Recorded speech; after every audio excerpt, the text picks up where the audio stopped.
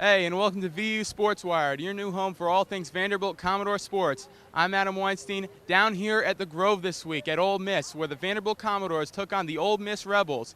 Stay tuned for a whole lot more.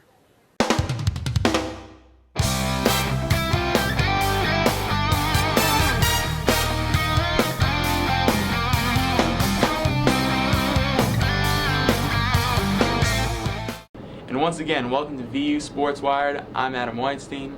And I'm Christina Lipscomb. David Nam's out for the week, but we have so much to talk about. So first and foremost, how was the Ole Miss game? How was the atmosphere? Well, it was crazy. I mean, in a word, whenever you're going down to the Grove, whenever you're going down to Ole Miss, it's going to be something. But when you have the game to match, I thought I was going to have a heart attack the whole time. There was a stretch there. I don't know if you all saw it because of the television, it wasn't there. Comcast is going to be kicking themselves, by the way. But they had 24 points scored in under a minute.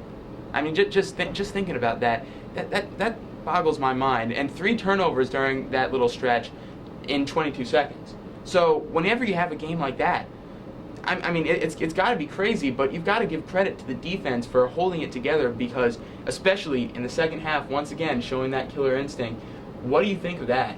From an outside perspective, I have to say congratulations to the defense. I feel as though they were able to convert the penalties that Ole Miss had into plays, and they were able to get a W out of this. And you talk about converting big time. The defense really got it going. 6 turnovers forced that game compared to just the 2 that Vanderbilt made. That's the thing that keeps you in ball games because you're right.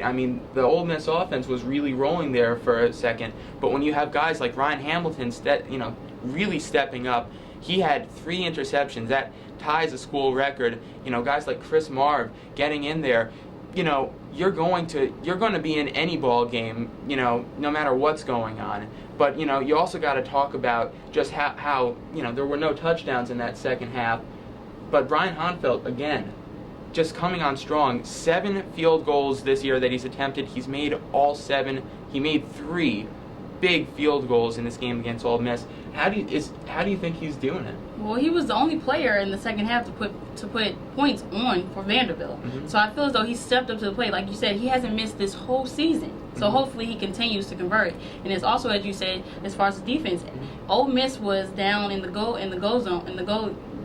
zone for 2 plays, and they never were able to convert thanks to our defense. Like you said, Chris Marv able to strip the ball on the 1-yard line, and DJ Moore recovers in the end zone. So defense is doing a great job. Definitely. And this time, this kind of game last year, I'm not sure if they come away with a W. I talked to everyone everyone you talk to there, it's a different thing. It's a different team this year. They've had good teams in the past, but there's just something about this team that they just don't panic. I talked to Mackenzie Adams, and that's exactly what he told me. They go out there and they expect to win, even if they get off to a rough start, even if it doesn't look too good. Yeah, they're able to pick up the pieces. Like you said, our offense only was able to score in the first half, but our defense was able to pick it up in the second half. So I feel as though the team is working together. Yes, we have a long way to go, and we want to keep this going. We're 4-0, but we still want to keep a straight head. We still want to say these are some things we have to work on. These are some things we did different. We need to do differently next time. But congratulations to both sides of the field. Definitely. There's always room for improvement, no matter what. But this has been a very strong start to the season for the Commodores.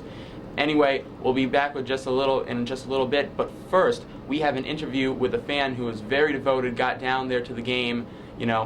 I wish y'all could have been there because it was absolutely incredible. We'll be right back.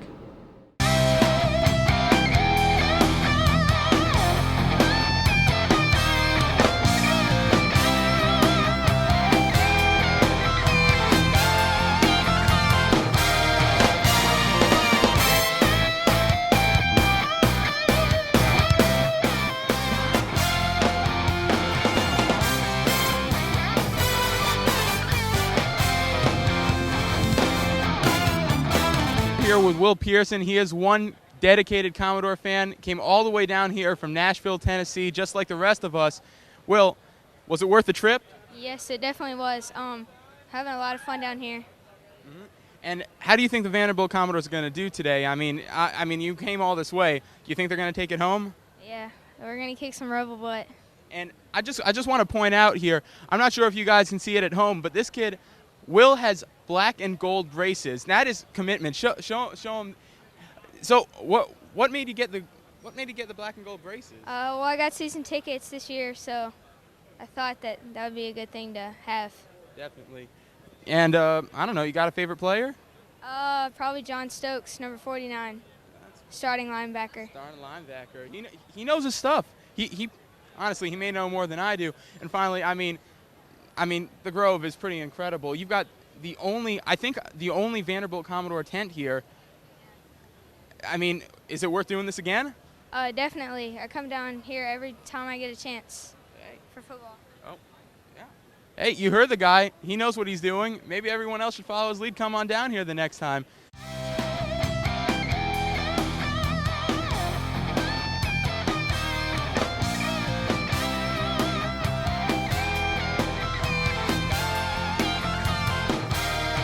Well, this week on the roundtable, we've already wrapped up the Ole Miss game, but there's some definite repercussions to this game. Vanderbilt's 21st ranked. That's the first time they've busted into the top 25 since 1984. Guys, what do you think this means for the team? I think it means a whole lot to this university, to us as students. I see everyone's Facebook profiles today, their updates. It means a lot to the students. It's pretty cool, And for the players, I'm sure it's even greater feeling than what we're feeling right now.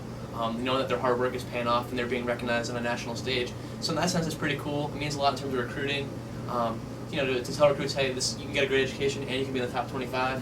So in that sense, it's a pretty cool thing. But at the same time, I think the players and Coach Johnson understand that this can go, that ranking can go as quickly as it can.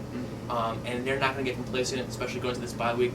They're continuing to work hard and do all the things that they've done up until this point to make sure that they have bigger things to accomplish. So I would definitely have to agree. I feel as though this is a confident booster, but I also feel as though the team is so secure with where they are right now. They don't want to let any type of slip up happen where they say, oh, well, we got too comfortable here because we're 21st.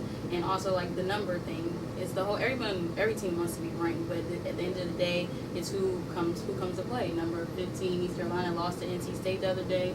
Number 21, West Virginia lost to unranked Colorado, so anything could happen. Definitely. I mean, they're not going to become a complacent team. I mean, we have to remember, they're not that far removed from being, called doormats of the SEC, pun intended. But, I mean, you're talking about a team that hasn't faced the brunt of its schedule yet. They have, they played very well. They've taken down teams like, a Rice, a Miami, Ohio, and of course the 2 SEC games as well. But the schedule gets a lot tougher coming up. They've got Auburn, they've got Florida, they've got Georgia. These are all top caliber teams. How do you think that they're going to, handle the adjustment in talent? I mean, for us on the outside, I think we'll see them as a better team. But what's made this team so special to watch is that they don't care who the opponent is. It doesn't matter if it's South Carolina, if it's Rice, or if it's Auburn in 2 weeks. They expect to win, and they play to win. And you look at past teams, you look in the second half, especially this year, they're not playing to lose anymore. And that's why, the schedule will get tougher, but these guys are confident. They play with a swagger and carry themselves in such a way that allows them to be successful. So sure, it'll get tougher, but I don't think it's going to bother these guys, or I don't think they're going to look too much ahead. So they're going to face one game at a time, and that's what they're going to do.